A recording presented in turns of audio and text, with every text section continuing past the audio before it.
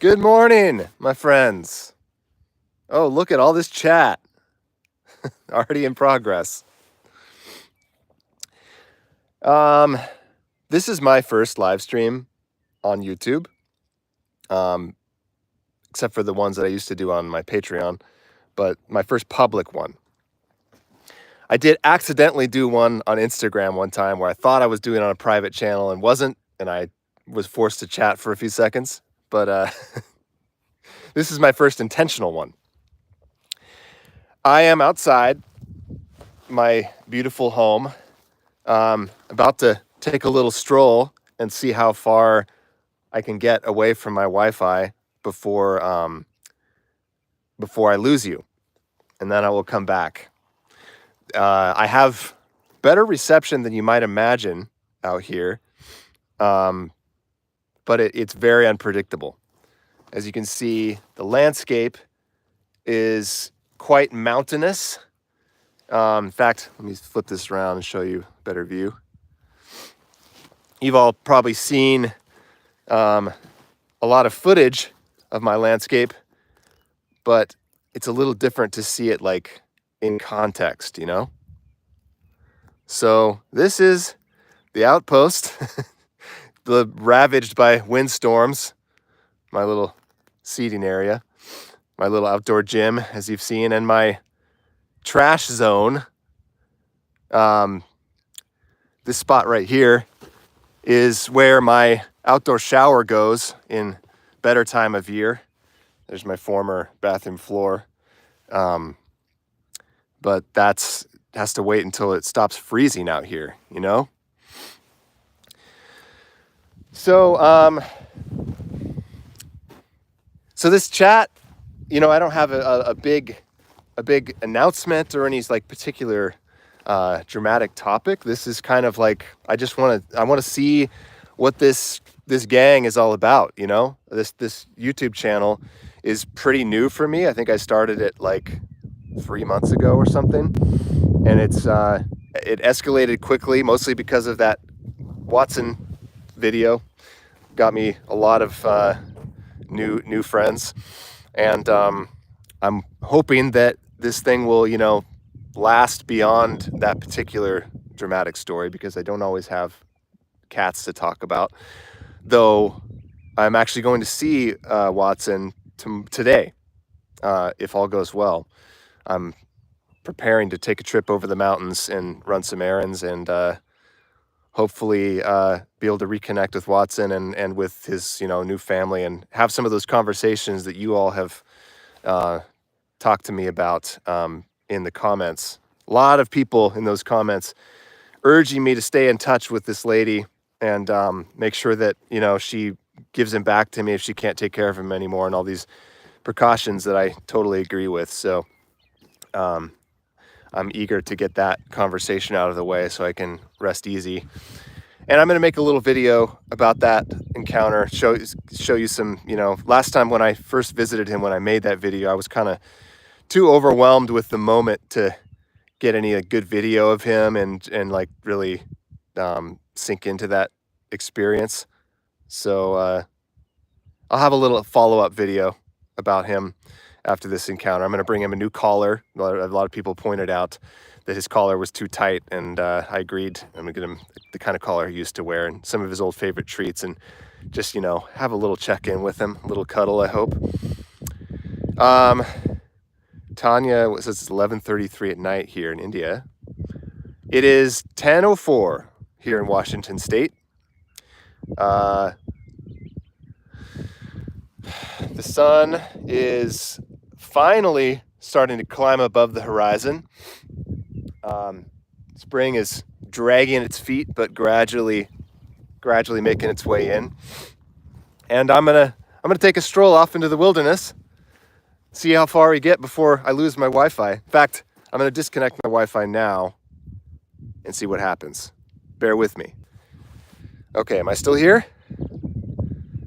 Somebody give me a sign if I'm still streaming. I turn my Wi-Fi off so that I can roam free without it slowly choking out.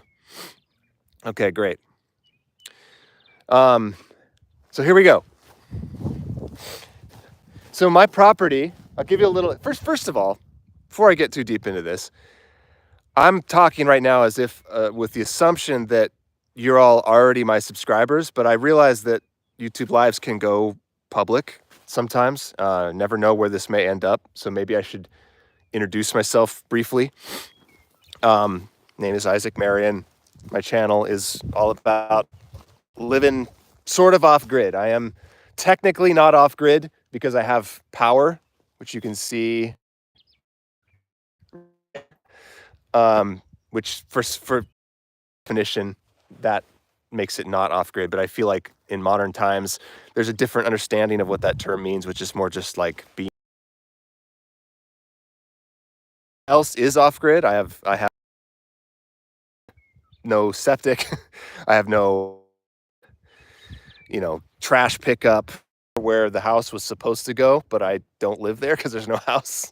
So up here, I just have a little pipe that runs under the sink out into a rusty barrel that I buried in the ground over there. So that's my sewer system. It's been working remarkably well. That's from just my gray water, for the sink. The black water is in the outhouse, of course. So I consider it pseudo off-grid, mostly off-grid in spirit, if not in wiring. So my spirit human. Thanks, Penny. I guess that means that you want to live like I do. Or maybe you already do. I don't know. Mossy Rock, Washington. I know where that is. I feel like all of Washington is Mossy Rock, which is kind of why I came out east. I grew up in Western Washington, which is all moss and mud and rain and trees, and just it embodies depression for me because I grew up in it and I was a very depressed child, and I always craved this kind of landscape. This isn't the best representation of this landscape at the moment because it's still winter and it's gray out here in the winter too, though it doesn't rain nearly as much. But even on a day like this, I mean, let me flip this around.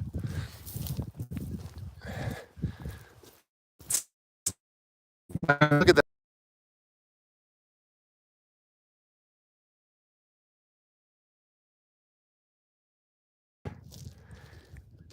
It's still open. I feel like I can breathe.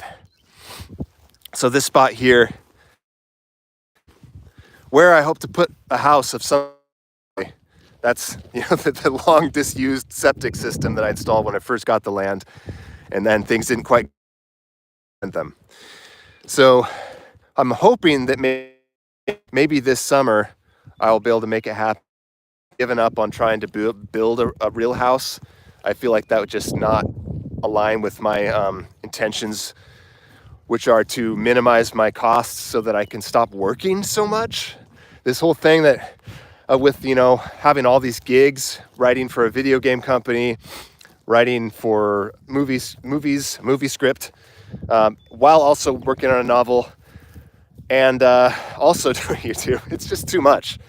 And a lot of that stuff is stuff that I wouldn't probably be doing if I didn't want the money for a house. So my goal is to get my costs down to bare minimum so that I can not say yes to every offer that comes my way, and I can just start focusing on the things that I really want to be doing, which is mostly writing.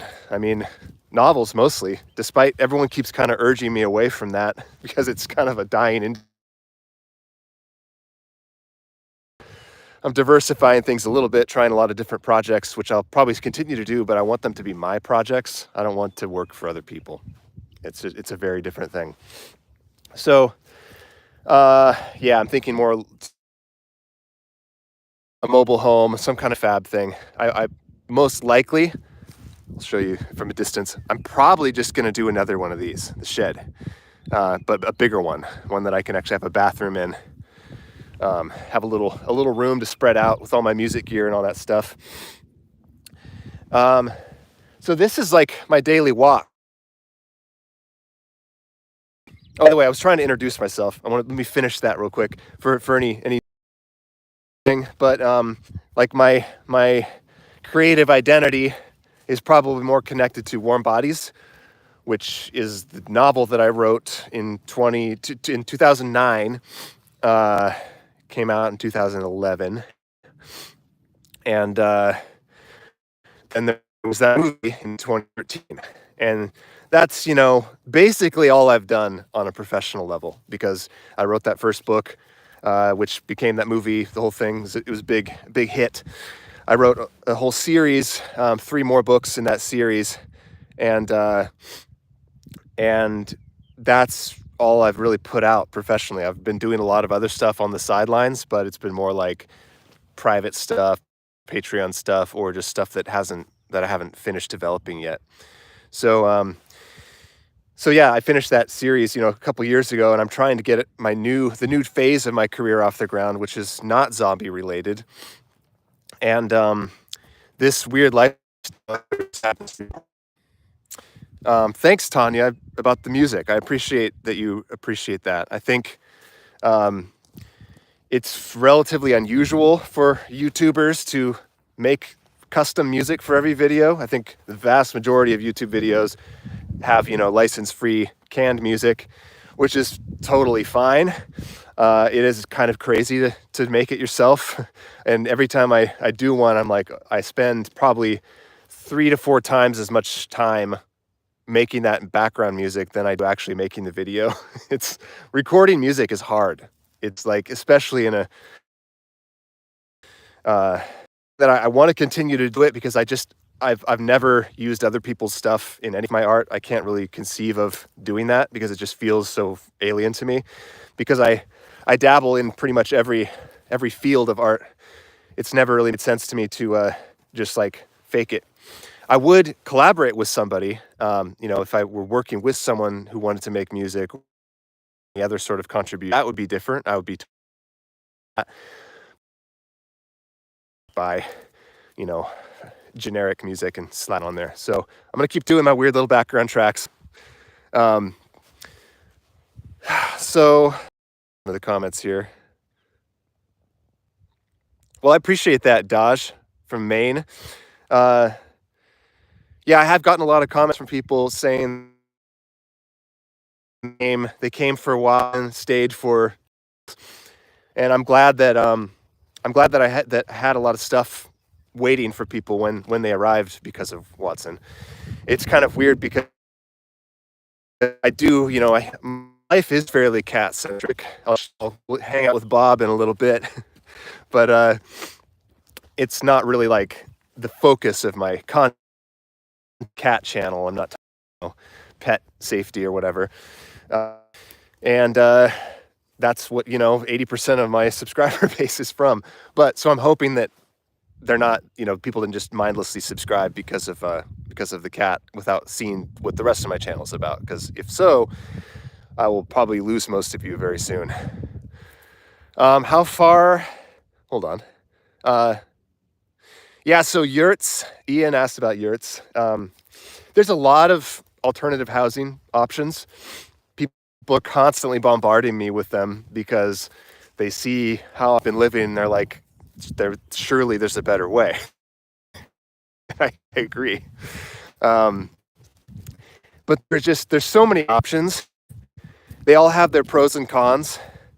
A lot of the things that you've probably, seen on social media, like container homes, yurts, they all have are just not very practical in this climate because they're very hard to insulate and to heat. They would work, great if you were like in a tropical area or like a proper desert. But fuck, out here, like my hands are freezing out trying to hold the phone. That's case in point. Yurts also, I'm not a big fan of, especially tiny houses, because having a curved wall is a huge, you waste so much space. You can't hang anything on the walls. You can't put shelves on it. it's a poor use of the square footage that you have, the round footage, I guess I should say. And even worse if it's like a dome. That's just, if you're building a dome or, circular house, you have to be ready for a lot of like unconventional furniture and just like additional challenges. How do you do plumbing? Everything being curved. It's like the world is built for right angles, not curves. And if you have a curved house, it creates all sorts of problems. So that's why I haven't done a yurt. I did look into yurts. They are charming, but it's just too much problem for me. I think the shed thing is the ideal balance because they're incredibly cheap for what you get. I've seen videos about a shed from Home Depot that's 16 by 20 and it's 2 stories. So I don't know what the square footage on that is. It's probably about 3 times the size of my shed. They sell them for $16,000, and then you have to build out the inside like I did with mine. But that wasn't as hard as you might think. So I don't know. That was in Texas. I don't know if they sell them like that or that. But I'm gonna look at when the time comes. But I've pretty much put all of my housing stuff on hold until I have some idea of like basically how much money I'm going to end up with by the end of this spring, because all of these gigs that I'm working on are basically, the whole point of them is to get a house, and they're all kind of unstable. I never know for sure if I'm going to get that money until it's actually in the contract. So right now, for example, I'm got a big assignment for this video game, and but I'm waiting for confirmation to start, because until their boss signs off on it and I sign the contract, then it could evaporate at any moment. So I'm just like working on other stuff. I'm editing my novel. Are you there? My connection is starting to fail. I think I got to turn back, which is a damn shame, because I was just about to get to the little wasteland spot here, the abandoned truck, and the burned down house over there. I'm gonna approach one more time, see how close I can get. Somebody asked a little bit ago how close my nearest neighbors are. So the nearest one, I don't know if you can see it from here, that is my nearest neighbor, that little cabin, and I'm over here. Hard to tell really the distance from this distance, but he's hard to say. I don't know, 500 feet or something, maybe. Basically, he's close enough that I can see them if they're on their deck, but I can't talk to them. Like, I can see if they wave at me, and I'll wave back, but I don't have to make small talk every time I walk outside. That's still too close for my liking. Oh, look at this bird. Did you see that? I don't know if I caught that. That's so funny. You just asked me, are there wild animals? This bird flew in such a strange way. It was like it was hovering very slowly. It just kind of cruised past me at very close distance, and it made this just perfect chirp right as it passed me. It's beautiful. I'm sure that doesn't come through so well in this low quality stream. But yes, foxes, coyotes. I think there are foxes out here. I have never seen one. Mostly it's coyotes, and they're definitely a presence.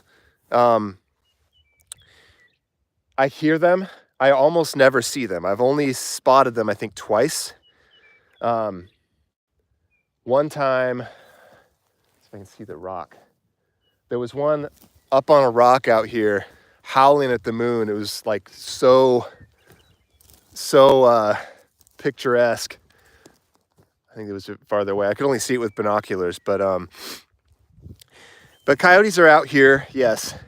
And I have a conflicted relationship with them, because I would love them because they're basically dogs, except for the fact that they're really the only serious threat to my cat's safety. And so it's like I take the precautions that I can to keep him safe. I put him in at night. Anytime, I check in on him constantly throughout the day just to make sure he's still close by, and he doesn't really roam very far. He stays kind of in this 100-foot radius around the shed, so I don't worry about him too much. But once in a while, the coyotes seem like they get a little too bold. A couple days ago, I heard them carousing out here somewhere, probably roughly about where I'm standing. And I have a rifle for just that, mostly for that purpose. I mean, technically I could get attacked by a bear or something, but that's pretty unlikely. The main reason I have the rifle is just to scare off the coyotes. I don't want to actually shoot them. Yeah, exactly. So, Tiny House Off-Grid Life Star and Adorable Pets just said what I was about to say.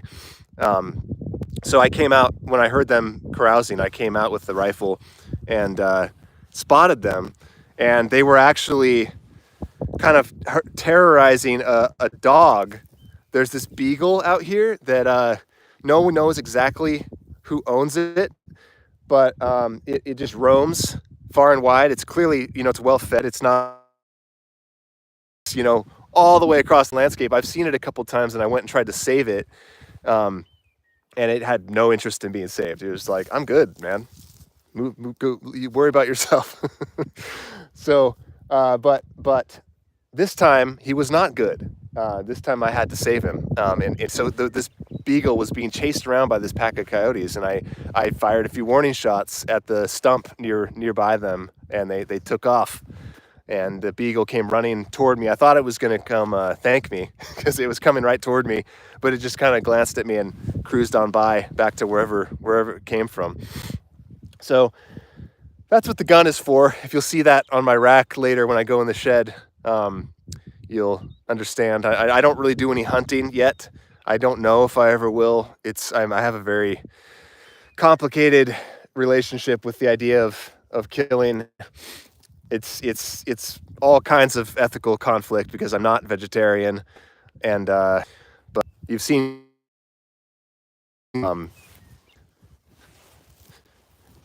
hopefully I can reach this before my signal cuts out.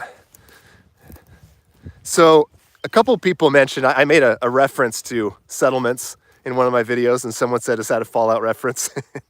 And it absolutely was. I have always been a big fan of the Fallout series, and in fact, it's a lot of what got me into post-apocalyptic fiction in general. Back when I played the original game in '97, and which led to Warm Bodies. But I've been so delighted by how Fallout-esque this landscape is.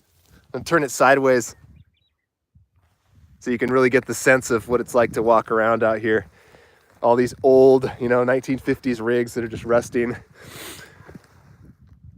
I'll take you on a little walk to the ruins up here. One time I came out here with the rifle, did a little POV shot, and I really felt like I was playing the game. Got to get that bouncy walk.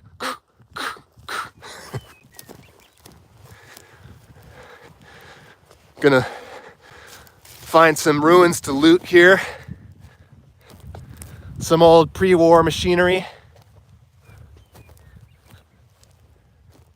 And like a barbecue or something.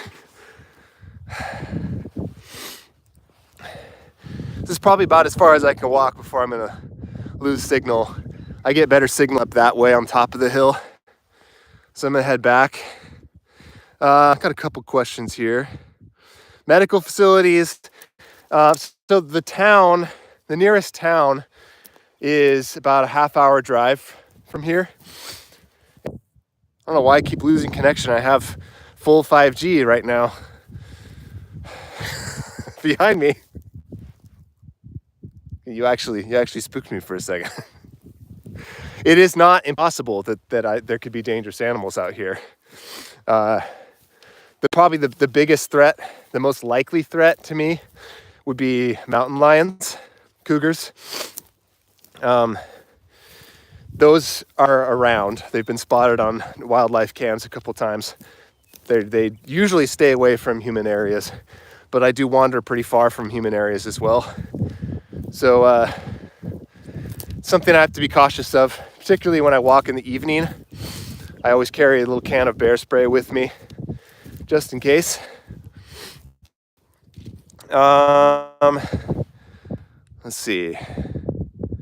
The new Fallout show does look good. I'm very pleasantly surprised by how that's shaping up. The new trailer that just dropped, like the full-length trailer, like I almost don't really care if it's good, like as a show, if it has a good narrative, because it's just such a thrill to see, the universe that I've come to love be portrayed so faithfully. So I'm there for the production design, if nothing else.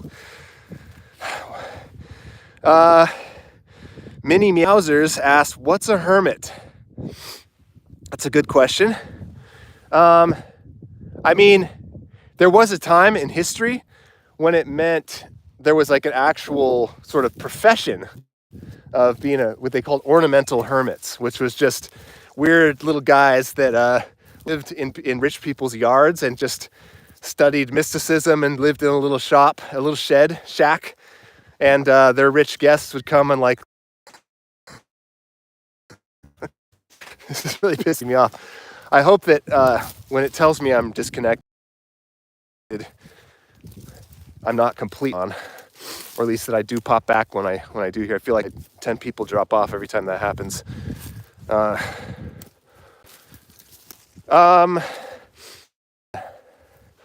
There's no, anything really. There's these little towns, but they don't do entertainment. Like there's the closest town has basically nothing. They don't even really have a bar.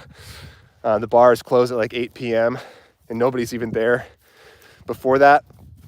There's another town that's about an hour away that has a little more local scene, but it's just too far. It's not part of my world, so I can't really enjoy it. And I don't really want to do that anyway. I mean, that's kind of why I left in the first place, was to get away from that. So yeah, I'm a hermit in the sense that I just don't really have, like, at least not, I mean, the people scattered around the states that I enjoy being with, but I don't have, my own community, and I don't want one. I enjoy being left alone for the most part. I mean, my neighbor here, give you a better sense of side of my house, by the way. Never really featured this in my video, but my little water tank, which I disconnected for the year to keep it from freezing and exploding. Fart chimney. I'm still inordinately proud of this outhouse, if you haven't noticed. It's like probably my least popular video on this channel about building it, but for me it's probably my favorite, because this was such a journey of learning and struggling. When I built this thing, I had basically no construction experience. I had done a little bit of stuff inside there, like building shelves and such. Oh, there's Bob. Bob wants to say hi. While I'm here, I'll give you a little glimpse of my actual home. You've seen this in my videos, but it's always a little different to see it like live in motion. Hey, bud. Say hi to the folks. He always sounds so distressed, his meows. So I did, a few little efforts at ambiance. I decided to actually decorate it a little. I spent the first whole year here just living with complete nothing, like bare walls.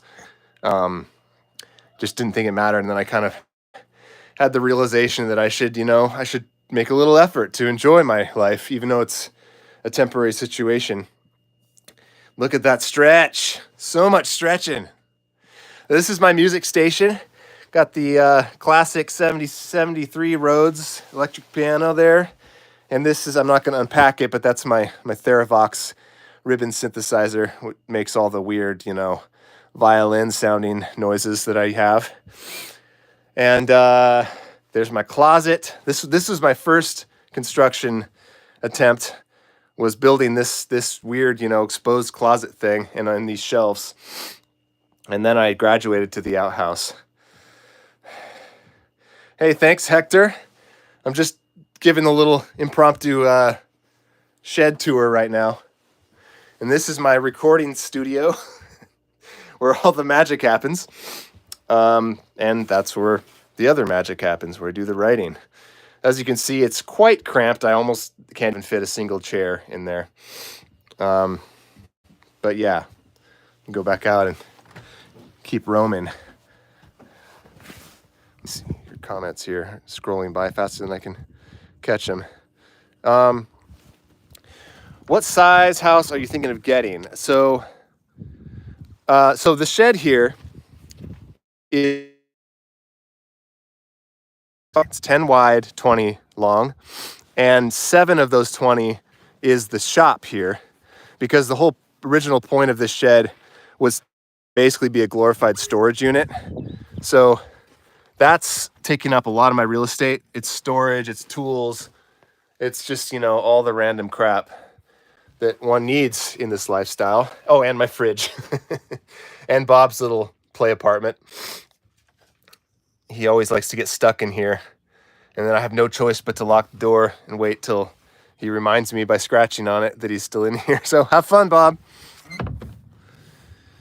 So I think the shed I was telling you guys about earlier, the mini cabin thing, is 16 by 20. So it'd be the same length, but like almost one and a half times as wide. And then it was 2 stories. And I really think that would probably do it, honestly. Because I don't need expansive amount of space. I want space for a bedroom, which means like a queen size bed and a closet, basically it. A bathroom, tiny little bathroom with a shower and a toilet. And then I need like some space downstairs to like have some chill zone. I need a couch to sit in, or like a recliner or something. And like a separate area for reading is really important for me, because like as it is here, all of my everything I do happens at that same desk, that same computer. And when I try to switch gears into reading mode and I sit at that same computer desk, I feel it's really hard for me to transition into a different mental mode, because I'm like, this is work. I'm at the workstation. I'm at my computer. I should be typing. I should be making something. And then my brain just becomes all agitated. And so I would love to have like a separate little corner with a separate chair that's like dedicated for chilling, whether that's not just for reading, but like reading, watching movies, maybe even video games. Just like an area that's away from my office would be wonderful. And that's basically what I need. So I feel like a 2-story cabin, 16 by 20 would probably be great. That would be, he's not done yet. I'd be very happy with that. So yeah, I'm thinking about either like a prefab shed like this one and just building out the interior again, or possibly like a mobile home, like a single wide or something, which is something that I haven't even thought about for a long time, because they're fallen out of fashion. They're kind of probably bullshit. Well, something living this lifestyle is anything that you think is cool, probably twice the price that it should. People think something's cool.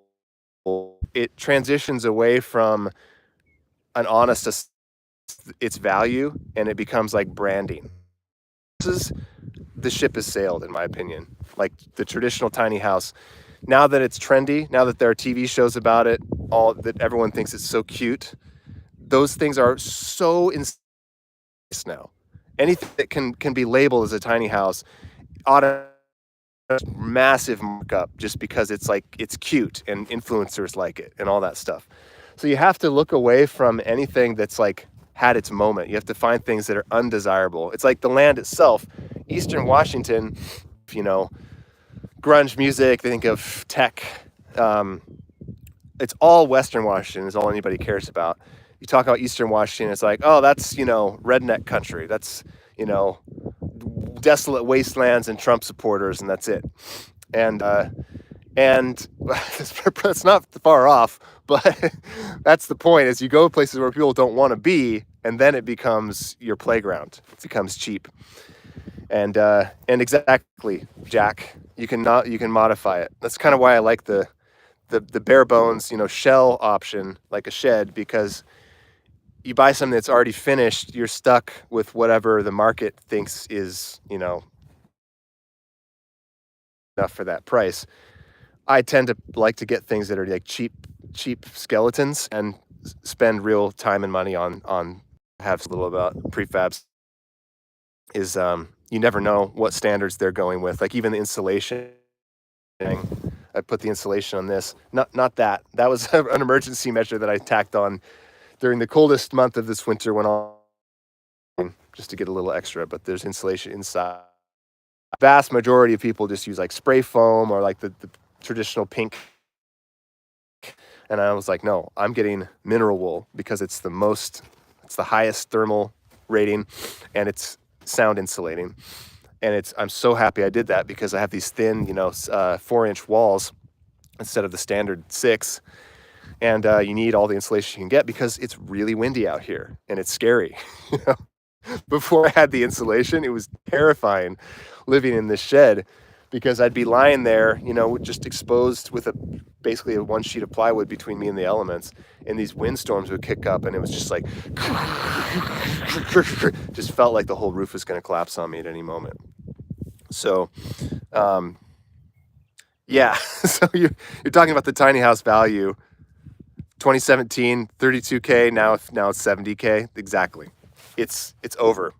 Tiny houses for normal people who are not trying to make a TV show about it. The ship has sailed, in my opinion. Time to look in the trenches for different kinds of structures. Really mainstream. I'm starting to see more social media posts about like we built a shed and we turned a Home Depot thing into a home, and it will probably ruin it very soon. But I'm hoping to get in before that happens.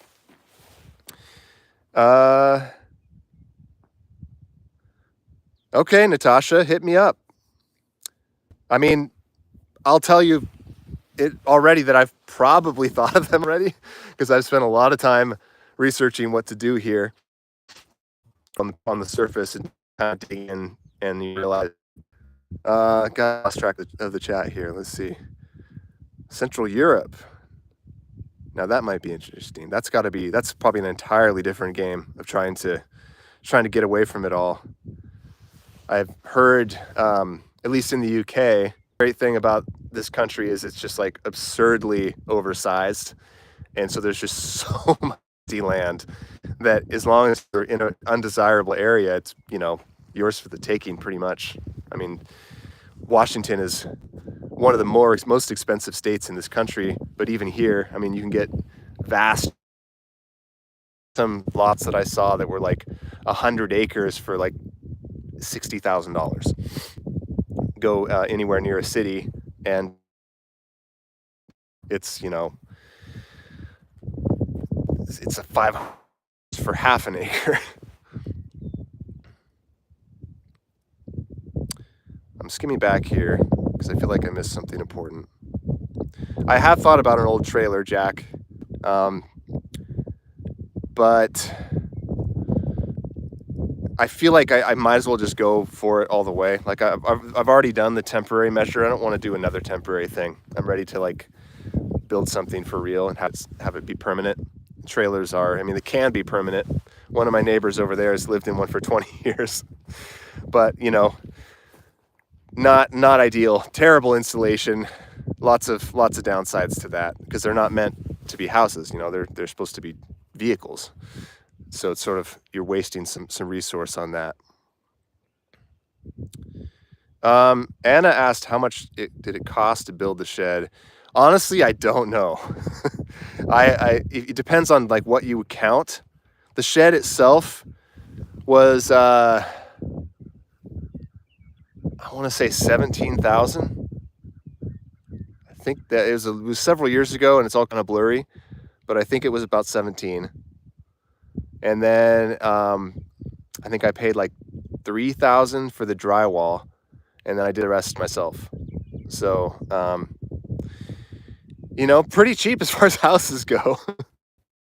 I don't know what I spent on the materials, the insulation, the shelving, all that stuff. Probably not that much though.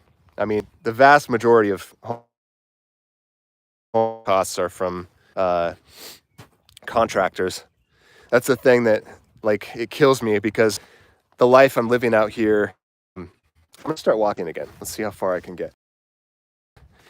Is technically very cheap. I don't have rent or mortgage. I bought this place with the leftover money from selling my last actual house. So I just took all that money, which traces its origin all the way back to warm grown-up money. First thing I did was buy a house in Seattle way back in equity ever since. I've gotten a few sold my house and bought another house, and then sold that one and bought this place. So it's all paid for, and I have hardly any living expenses because I basically make all my own food. I don't really go out at all. I don't buy clothes or luggage or anything fancy, so I could live off very little projects. And that's the depressing part, because I'll pinch and save, cancel my subscriptions, buy cheaper food brands, whatever, and I'm frugal, and then build up a little surplus, $500 in the pocket. Some contracting will happen, panel from the whatever to the whatever, and they'll come out for like 2 hours or something, and then boom, it's all gone. All that work, all that saving, just one little phone call to any professional, and it's all gone. Trying to build something, every little step of that process, unbelievably expensive. Put gravel in your driveway, $3,000. Don't even ask me how much it costs to drill the well here. That was almost as expensive as the land itself. So, yeah,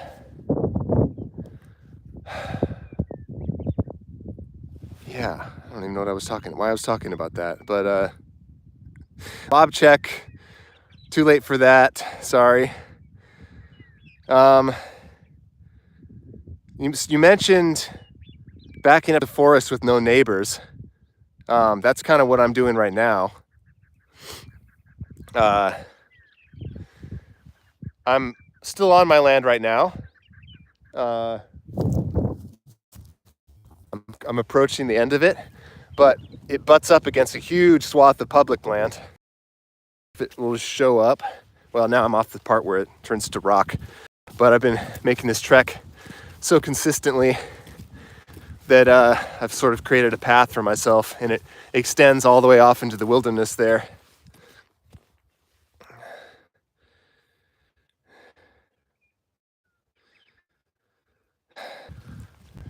I go through that little valley and I lose connection. Once I get out to this field, it's usually pretty good.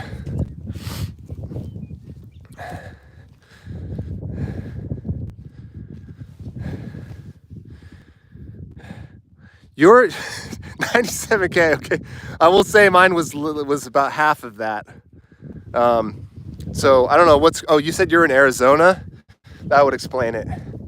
My well was, for this area, extraordinarily deep. It was like 500 feet down, which is like they charge by the foot. I think it's something like $150 per foot. I don't know if that's quite right, but yeah, my well ended up being about $50,000 to drill.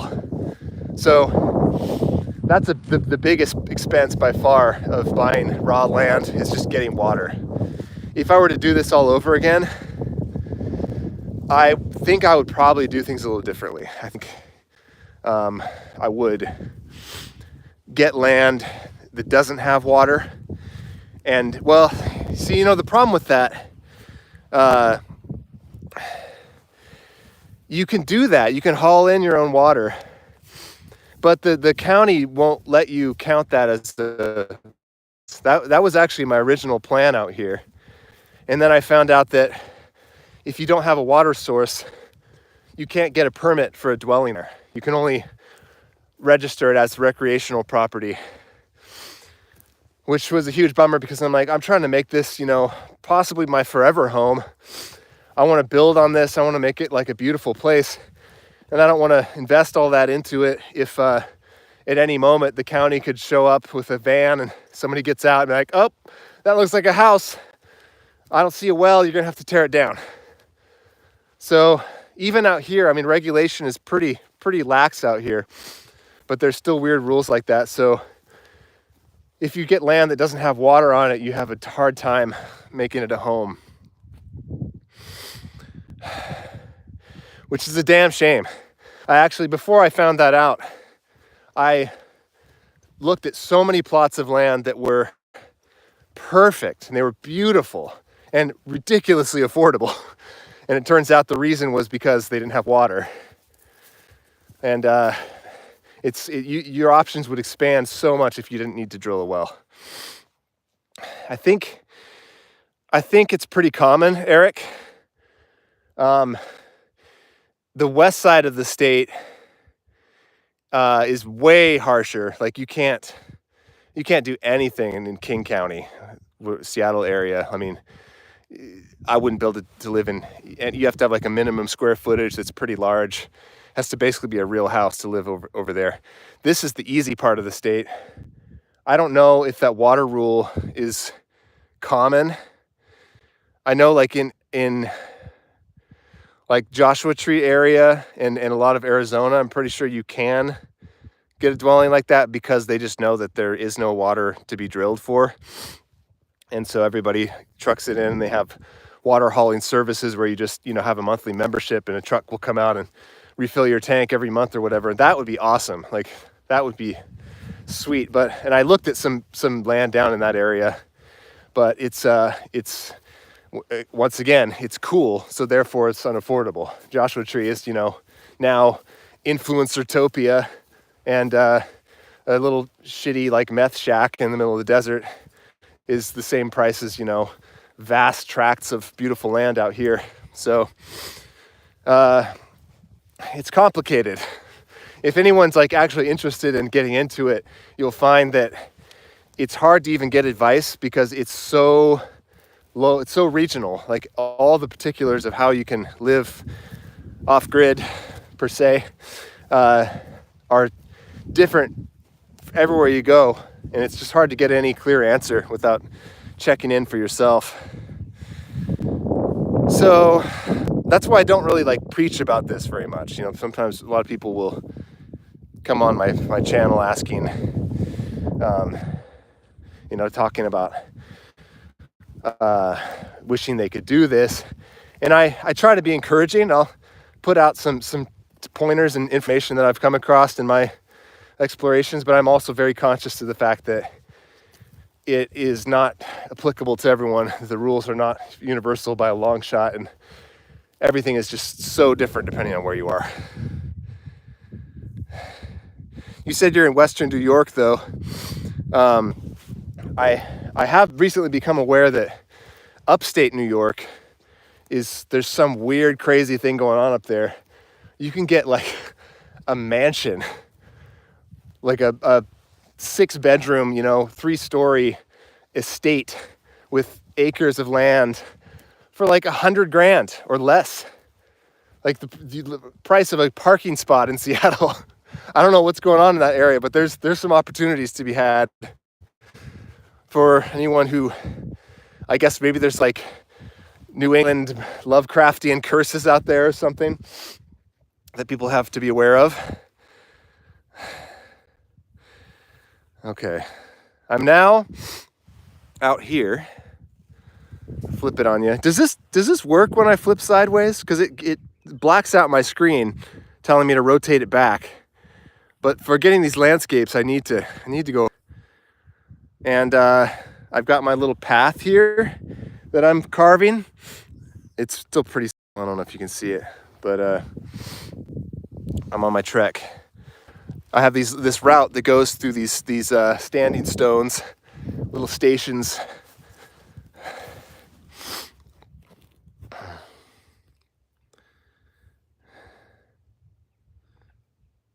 Oh my God, Penny Loafer, you oh, you're in a residential area. Yeah, that's like areas that have HOAs and stuff like that. Forget it. That even exists out here. Like all the nicer properties have that kind of stuff, like covenants and HOAs. And I knew from the beginning, like, no way that was gonna fly for me, because these people are like, you can only paint your house one of these 3 colors, and I'm like, I'm trying to live in a shack. I'm trying to stick a few pieces of plywood together, build a fallout settlement here. You guys are not gonna like me. So I looked far and wide for land that has no governance whatsoever, and this is what I found.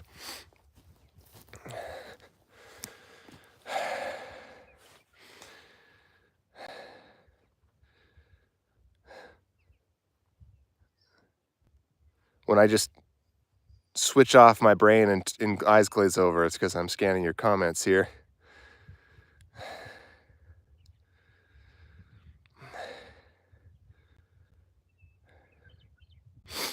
Muggsy a while ago asked how many acres I have. I've mentioned that a few times, but it's 20.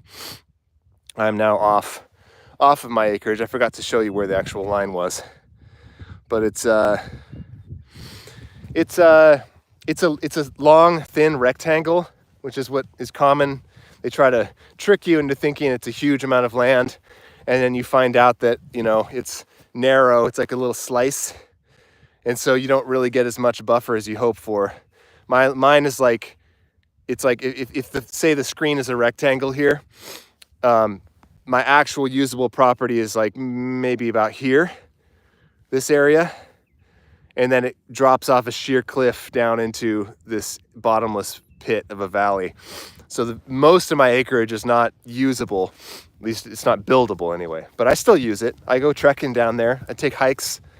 Eventually I want to kind of civilize it a little bit. I have this dream of like building benches out of branches. I've discovered this technique where you just like drill a little peg on the top of a branch and then drill an equal hole into the other branch, and you just stick it in there. And I think you like hammer a wedge down in the top of it so that it pushes it out, makes tension. And basically you have the ability to make anything out of random lumber, random branches, without any nails or anything like that. So I'm excited to explore that a little bit. I want to build, you know, seating areas out here in the wilderness, things that are, you know, entirely from the natural surroundings materials, so no one would complain about, you know, being polluted, because it all just returned to whence it came when it decays. Oh, look at this bluebird. I love these guys. I don't know, you're not really gonna be able to see it, but this bluebird, the blue of these guys is so beautiful. Let me see how close I can get. Oh, that's really shaky, sorry. They're so pretty.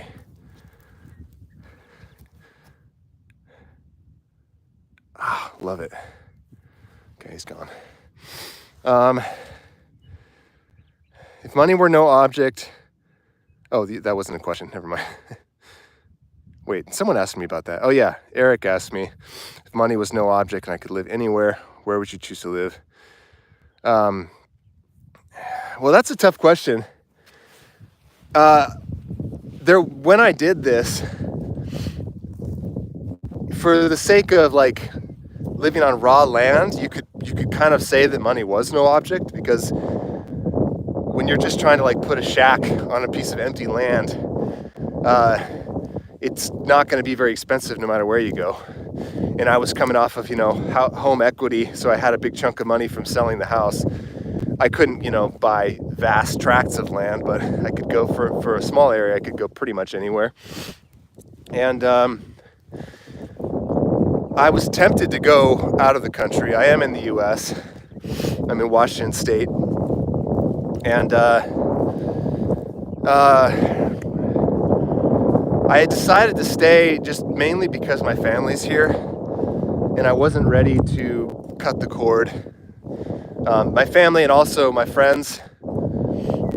At the time, I thought I might still have a little more of a double life. I thought I might see my friends more often. I thought they'd come out here and visit more often, and I'd go back to the city more often, etc. But you just never know, until you start doing it. You just don't know how it's going to play out. So at the time that I bought this land, I think it was actually the same year that my dad died. And it was the year that like my whole life just kind of fell apart. My dad died, and then a few months after that, I kind of like had a finance check and looked at my future, and it was like, fuck, I can't afford to live in this house anymore, because I was on this, like I said in that video, pristine liberal Eden where everything was beautiful and everyone was, cultured and educated and all that stuff, and it's really damn expensive. And it was like a reasonably nice house for a little log cabin. And I realized, like, I got to make a move here because, I don't know what's happening with my career. I only had, maybe half a year left of mortgage payments before I'd be totally broke. And I was like, I gotta pull the plug. So within a couple months, my family kind of disintegrated, or at least the linchpin was pulled out. Everybody kind of scattered. A bunch of my family members moved to different areas, all in Washington, but we separated. And I was like, it was a very rough time. Thanks, Marissa. He was an amazing man.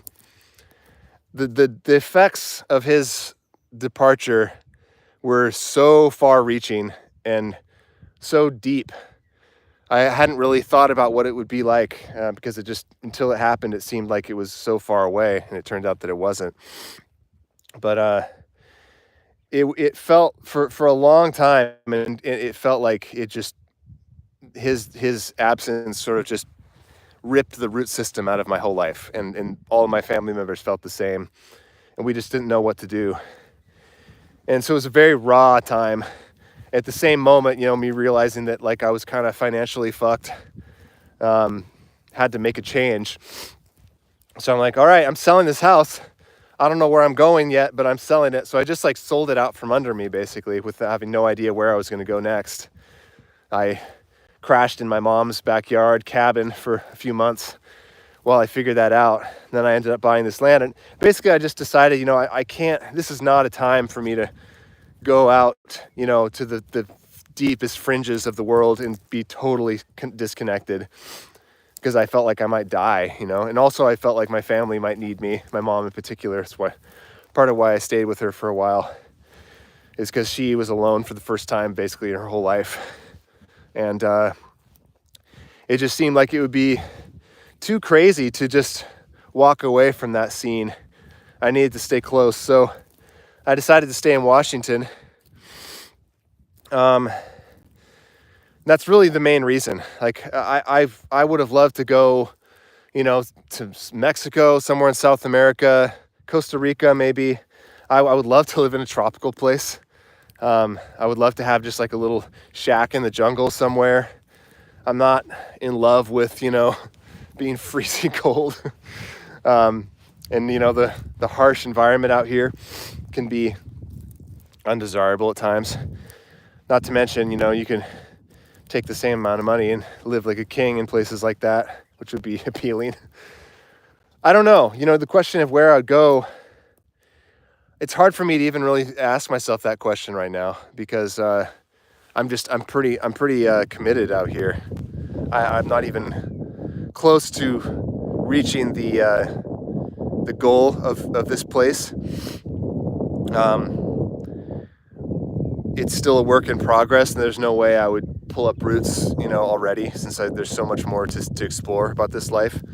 I want to get that house set up, and I want to really like lean into this lifestyle, possibly even involving other people in it. I have kind of entertained the idea of putting a few more little cabins out here and having a little micro community carefully selected, my closest friends, and see what that would feel like. Because I don't, it's not absolute solitude that I love more than anything. It's just like a healthier balance of people and solitude. So if I were to have, a few of my closest friends living nearby, that would be awesome. I always kind of thought when I lived in the city that it would that it would be great to like live in the same apartment complex as my friends, but not actually be roommates. And I still kind of have that dream on a very different context now.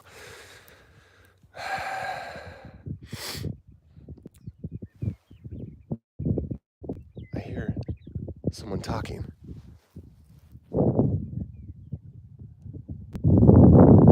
The sound carries so far out here. Oh, there's people out in the woods. I think someone's hunting out there. I need to head back anyway, because I'm actually about to head back into the city right now.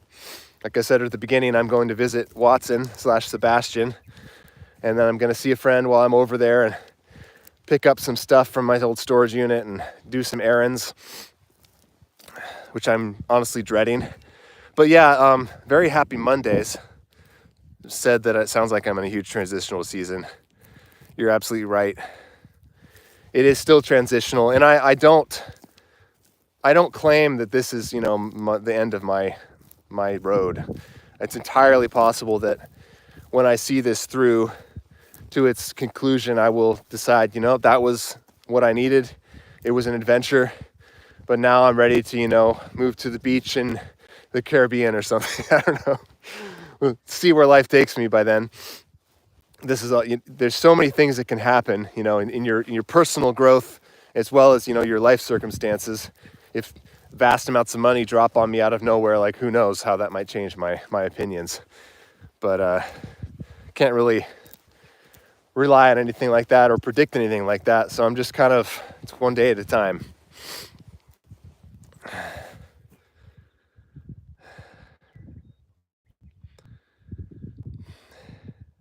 Yeah, no one's home. You can do it. Honestly, I would recommend not a tiny house on wheels. Just get a trailer.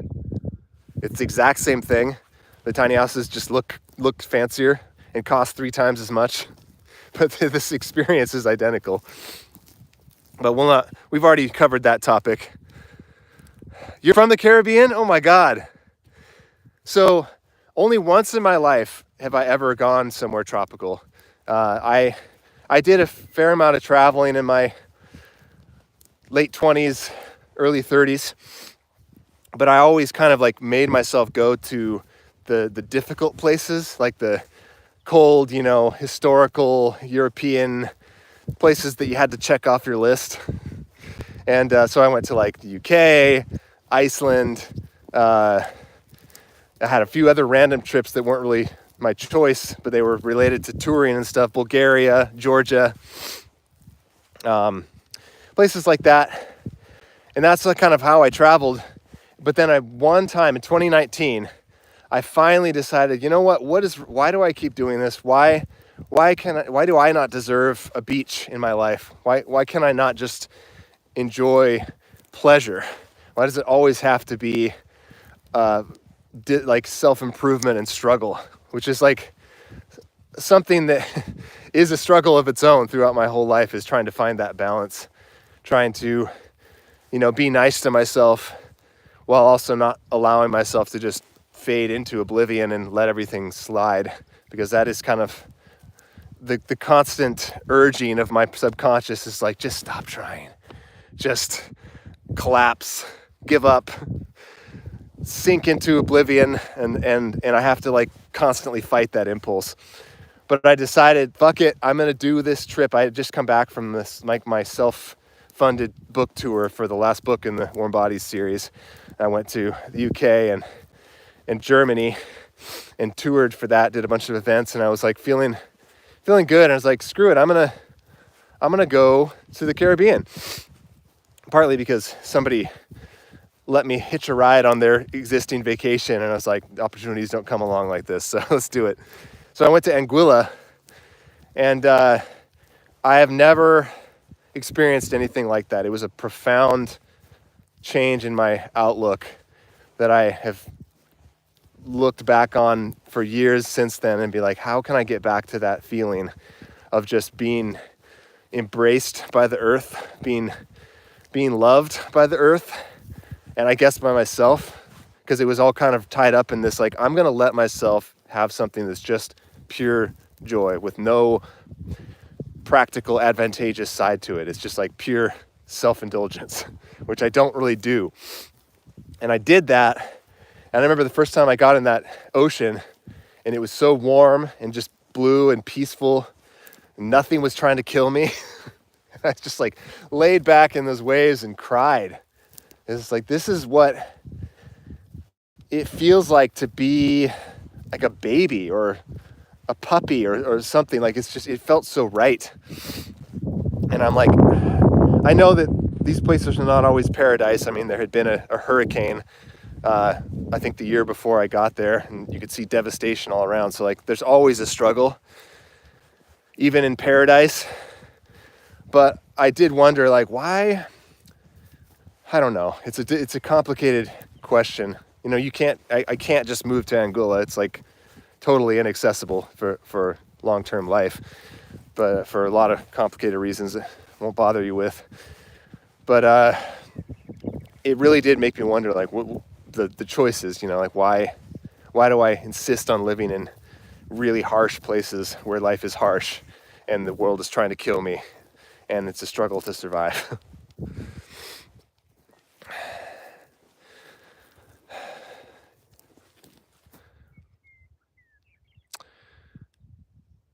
Yeah, feeling connected to nature. I mean, I do get that out here. Um,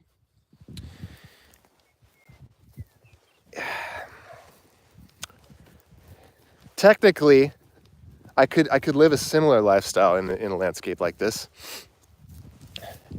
The environment is much harsher. You know, I can't just stretch out a net and make a hammock between two palm trees and sleep my life away.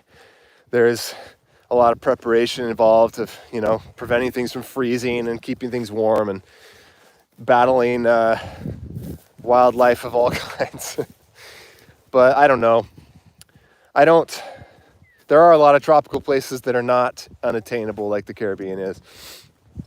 But it's a far off question. I'm committed to this for now. I think my goals for this life out here is I want to get the house figured out so that I can stop needing contractor money, which then will allow me to not need grown-up employment, needing to constantly be working like high-paying corporate type gigs like what I'm doing now with this game. That is a means to an end. I don't want that to be my lifestyle going forward. My goal is to remove expenses to the point where I can live off very little so that I can do things that are kind of soft and not hyper productive, like writing novels. You know, not a very profitable industry for the vast majority of authors. But I want to do it anyway. And in order to do that, I have to set up a life that is very low resource, that is easy to maintain. And so I feel like I haven't really experienced what it's like to wake up out here knowing that I get to just make art and I know, you know, I have an actual budget for the year, how much money I have versus what I have to spend, and I'm just like, I can just cruise. I want to experience cruising out here for at least like a year, because I come out here and it's like every time I wake up, you know, I see and I want to just soak in it. But there's this voice in the back of my head that's always like, you have to produce, you have to make stuff, you have to get money, you have to release new products, etc. And it kind of it kills the joy. And I'm trying to figure out how to get away from that voice. I think it's a combination of learning to just put it in its place, even when you do have to work. And also the other side of it is to set up a life where you don't have to work as much. At least not work in the sense of, you know, gainful employment that I'm always going to be working. I love working, but I things that I love working on. And Laura, this is a devil from my real life asking me why I have the beard. Why do hermits always have beards? Because they're natural, basically. It's like to be clean shaven, you have to have a whole routine every day. You have to shave, you have to sculpt, you have to do all this stuff. You don't think about that kind of stuff when you're just living alone in the wilderness. You want to just exist. So the beard is just a natural extension of that lifestyle. That's why it happens. Though I will say that this is not my permanent look. I'm kind of letting this roll for longer than I usually do because it's kind of a novelty, and it was a little insulation, feels right. But once spring has officially sprung, I'm gonna get rid of it. Gonna go back to a slightly cleaner.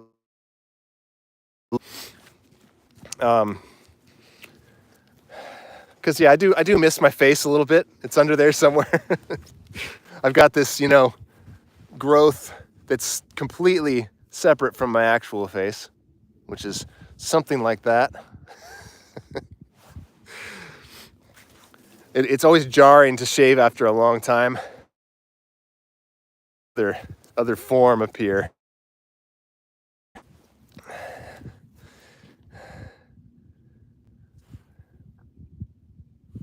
Some people do like the beard. Natasha's a supporter. I'm never going clean shaven. I'll tell you that much. I clean shaven. I feel like I look like 15. I just think there's no reason to be for a clean shaven. Here, I'm gonna hop on the Wi-Fi in just a moment. But before I go, I'll let you say goodbye to Bob and everything. Yeah, I'm actually running a little behind schedule, so I should wrap this up. But rest assured, the beard will be tamed very soon. Where is Bob? Is he in there? Is he adventuring? Bobo. Nope, he's adventuring. Okay, maybe you can't say goodbye to him. He likes to go under the house back here. I keep my crawl space open so that he can go down there and pest control. He might be down there right now. But yes, he does have a litter box inside for when because he's kind of a baby about the cold. He doesn't like to be out here when it's snowing or anything. So he has a litter box, but I strongly encourage him not to use it. Well, his favorite place to be. He pretty much alternates between going under the house, and then sometimes he'll sit on this rock here and just scout for rodents. And then he likes to go under this old, decrepit trailer, which is my storage shed, and hunt under there. Not